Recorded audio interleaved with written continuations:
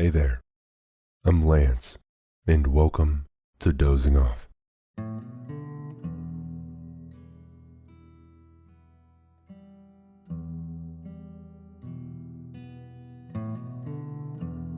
Dozing Off is a podcast where I'm gonna read you to sleep. I'll narrate short stories and classic literature in this deep and relaxing tone to allow you to put your overactive mind at ease and doze off.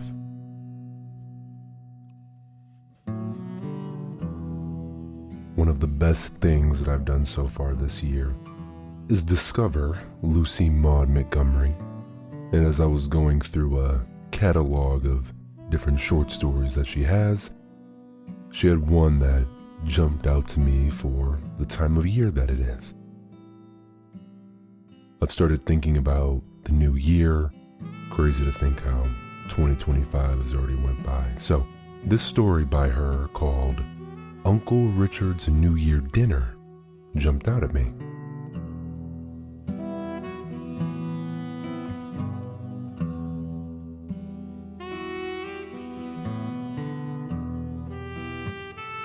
If you are here tonight, I appreciate you so much for making Dozing Off a part of your bedtime routine. Without further ado, let's jump into this story by Lucy Maud Montgomery.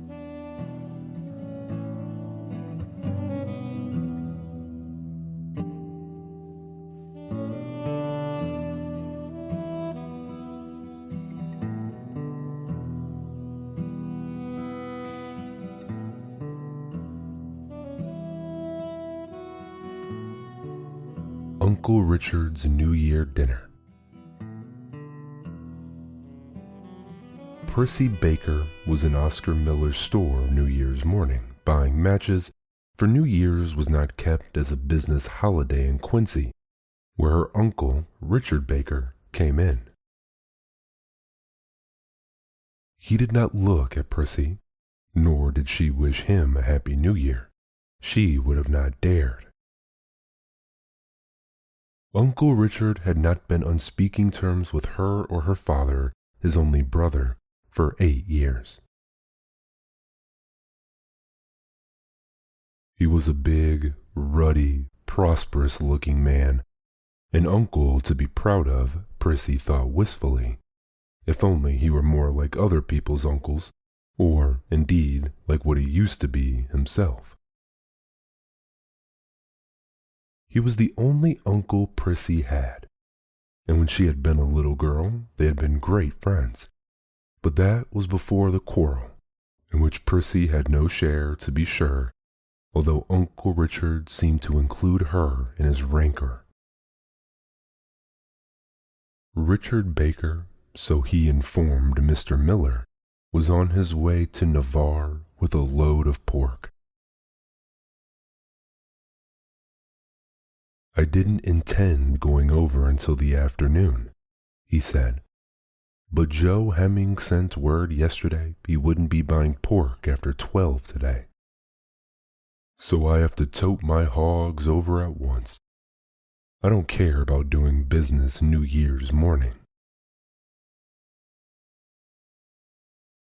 Should think New Year's would be pretty much the same as any other day for you, said Mr. Miller, for Richard Baker was a bachelor, with only old Mrs. Janeway to keep house for him.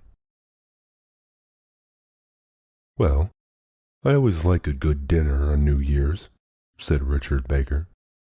It's about the only way I can celebrate. Mrs. Janeway wanted to spend the day with her son's family over at Oriental, so I was laying out to cook my own dinner. I got everything ready in the pantry last night, for I got word about the pork. I won't get back from Navarre before 1 o'clock, so I reckon I'll have to put up with a cold bite.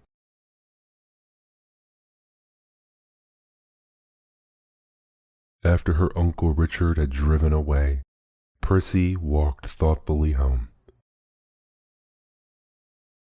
She had planned to spend a nice, lazy holiday with the new book her father had given her at Christmas and a box of candy. She did not even mean to cook a dinner, for her father had to go out of town that morning to meet a friend and would be gone the whole day. There was nobody else to cook for. Percy's mother had died when Percy was a baby. She was her father's housekeeper, and they had jolly times together. But as she walked home, she could not help thinking about Uncle Richard.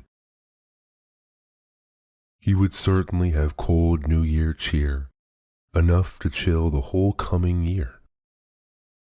She felt sorry for him, picturing him returning from Navarre, cold and hungry, to find a fireless house and an uncooked dinner in the pantry. Suddenly, an idea popped into Percy's head. Dare she? Oh, she never could. But he would never know.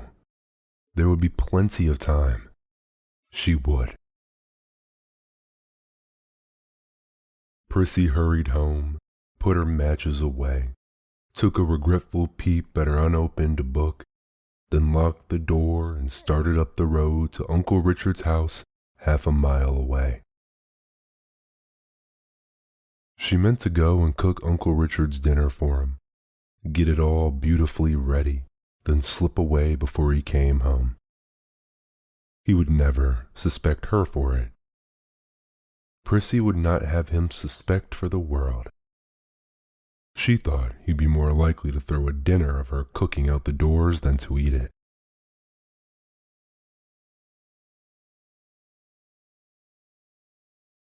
"8 years before this, when Prissy had been 9 years old, Richard and Irving Baker had quarreled over the division of a piece of property.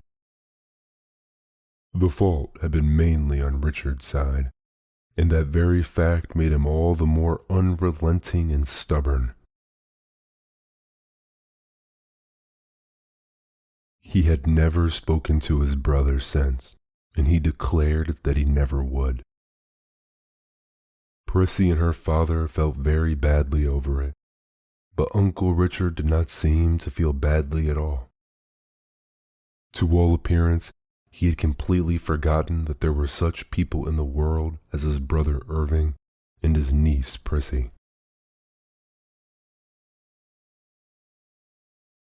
Prissy had no trouble breaking into Uncle Richard's house, for the woodshed door was unfastened.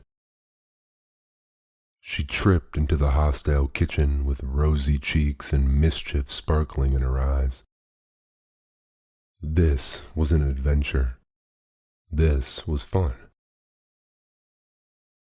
She would tell her father all about it when he came home at night, and what a laugh they'd have.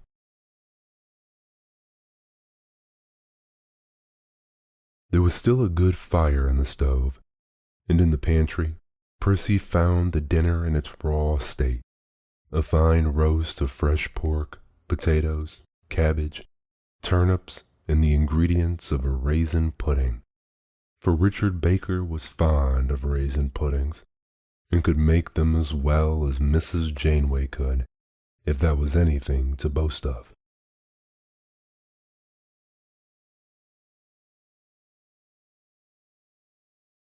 In a short time, the kitchen was full of bubbling and hissings and appetizing odors. Prissy enjoyed herself hugely, and the raisin pudding, which she rather doubtfully mixed up, behaved itself beautifully.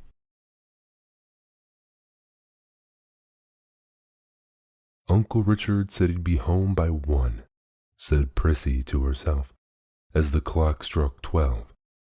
So I'll set the table now, dish up the dinner, and leave it where it will keep warm until he gets here.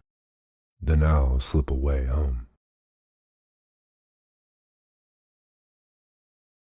I'd like to see his face when he steps in. I suppose he'll think one of the Jenner girls across the street has cooked its dinner. Prissy soon had set the table, and she was just preparing the turnips when a gruff voice behind her said, "Well, well, what does this mean?" Prissy whirled around as if she had been shot, and there stood Uncle Richard in the woodshed door. Poor Prissy. She could not have looked more guilty if Uncle Richard had caught her robbing his desk. She did not drop the turnips for a wonder, but she was too confused to set them down. So she stood there holding them, her face crimson, her heart thumping, and a horrible choking in her throat. I came up to cook your dinner for you, Uncle Richard," she stammered. "I heard you say in the store that Mrs. Janeway had gone home and that you had nobody to cook your New Year's dinner for you. So I thought I'd come and do it, but I meant to slip away before you came home." Poor Prissy felt that she would never get to the end of her explanation. Would Uncle Richard be angry? Would he order her from the house? "It was very kind of you," said Uncle Richard dryly. "It's a wonder your father let you come." "Father was not home, but I'm sure he would not have prevented me if he had been." "Father has no hard feelings against you, Uncle Richard." "Humph," said Uncle Richard. "Well, since you've cooked the dinner, you must stop and help me eat it. It smells good, I must say. Mrs. Janeway always burns pork when she roasts it. Sit down, Prissy. I'm hungry."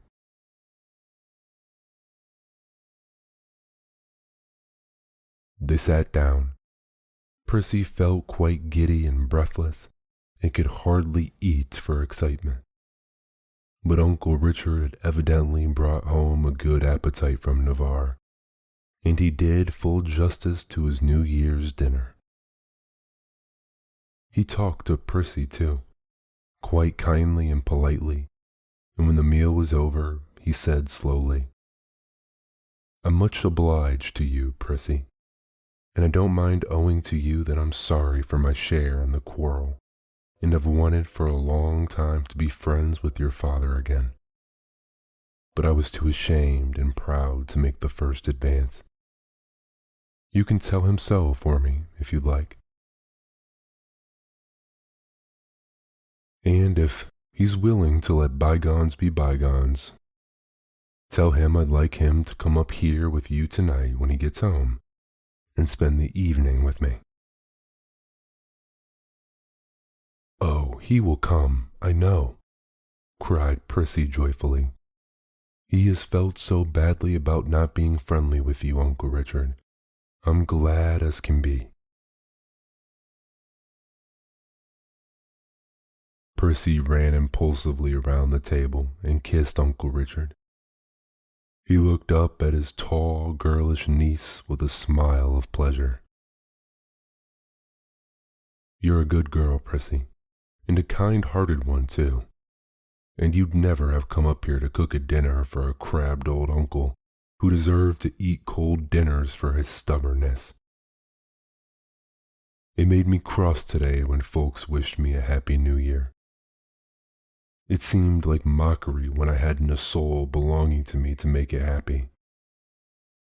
But this has brought me happiness already, and I believe it will be a Happy New Year all the way through." "Indeed it will," laughed Prissy. "I'm so happy now I could sing. I believe it was an inspiration, my idea for coming up here to cook your dinner for you." "Well, you must promise to come and cook my New Year's dinner for me every New Year we live near enough together," said Uncle Richard. And Prissy promised.